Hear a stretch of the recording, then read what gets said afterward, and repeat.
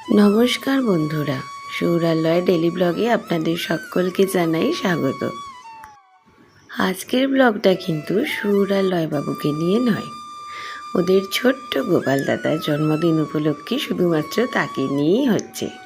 আজকের ব্লগে কিন্তু সৌরালয় বাবুকে আপনারা দেখতে পাবেন না, কারণ ওরা আজকে না কোনো ছবি তুলেছে আর না কোনো ভিডিও। আর এই বছর দেখলাম ওদের গোপাল সাজারও কোনো ইচ্ছা নেই, তাই জোর করলাম না, কারণ ছোটো থেকে অনেক সেজেছে, অনেক ছবি আছে, থাক এবছর শুধু এই ছোট্ট গোপালকেই সাজাই।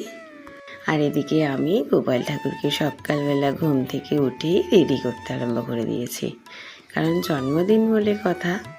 আগে পুরনো সব জামা কাপড়গুলো খুলে দিয়ে গোপালকে চন্দন মাখিয়ে গঙ্গা জলে ফুল আর তুলসী পাতা দিয়ে শাঁখে করে স্নান করিয়ে দিচ্ছি। বাহ, ফুলটা কেমন আটকে গেল দেখুন একদম মাথায়। আর এবারে আমার ইচ্ছা ছিল গোপালের চোখগুলোকে খুব সুন্দর করে একটু এঁকে দেব, তাই স্নান করিয়ে রং তুলে নিয়ে ছোট্ট গোপালকে নতুন করে সাজাতে আমি লেগে গেলাম। খুব বেশি সাজগোজ করাবো না, চোখগুলোকে ঠিক করে আঁকবো আর মাথার চুলটাকে একটু এঁকে দেবো, কারণ আর বেশি কিছু করার মতো সময় নেই, শুকাবে না।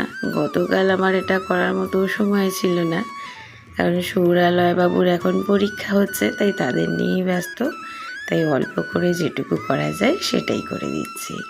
এই দেখুন গোপালের রঙ্গরাগ হয়ে গেছে, কি সুন্দর লাগছে। আর এবার আমি চটপট একে নতুন জামাটাও পরিয়ে দিলাম, হলুদ রঙের জামা, তারপর হাতে ব্রেসলেট, গলায় মালা, কানে কানের, মাথায় চুল আর পাগড়ি। হলুদ ড্রেস বলে হলুদ পাগড়ি নিয়েছি এবারে। আমাদের বাড়ির গোপালকে কিন্তু আমরা অন্যেরা যেভাবে গোপালকে পুজো করে, মানে খাওয়ায় দাওয়ায় ঘুম পাড়ায় তোলে একটা বাচ্চা ছেলের মতো, আমরা কিন্তু সেটা করি না। শুধুমাত্র জন্মাষ্টমীর দিনই এরকম সাজিয়ে গুছিয়ে তাকে পুজো করা হয়। আর এমনিও পুজোর সময় যখন আমাদের সকলের জামা কাপড় কেনা হয়, তখন গোপালের জন্যও জামা কিনে আনা হয়। মানে ঠাকুরকে আমরা ঠাকুরের মতোই রাখি, কারণ কেউ কখনোই বলেনি যে গোপাল রাখা মানেই তাকে ওরকমভাবে তাকে যত্ন আত্তি করতে হবে। যে যার মনের ভক্তি মতো ঠাকুরের পুজো করলেই চলে। দেখুন কি মিষ্টি লাগছে, একেবারে সাজুগুজু করে গোপাল রেডি। এইবার শুধু কিছু ফুল দিয়ে সাজিয়ে দেব। মালা এনেছে সৌরালয়ের দাদাভাই, কিন্তু মালাটা এতই বড়, পরালে গোপালই চাপা পড়ে যাবে, তাই বললাম মালা না, আমি বাগান থেকে তোলা কিছু ফুল দিয়ে হালকা করে সাজিয়ে দিই, যাতে গোপালের মুখটাকে ভালোভাবে দেখতে পাওয়া যায়।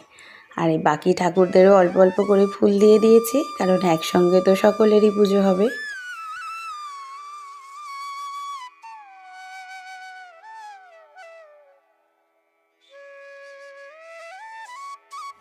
এই দেখুন ওদের রঞ্জন মামাও এসে গেছে পুজো করতে। তো চলুন ভিডিওটাকে এখানেই শেষ করছি, আপনাদের সঙ্গে দেখা হবে আবার পরের ভিডিওতে। সবাই ভালো থাকবেন, সুস্থ থাকবেন, আর অবশ্যই আমাদের সঙ্গে থাকবেন। রাধে রাধে।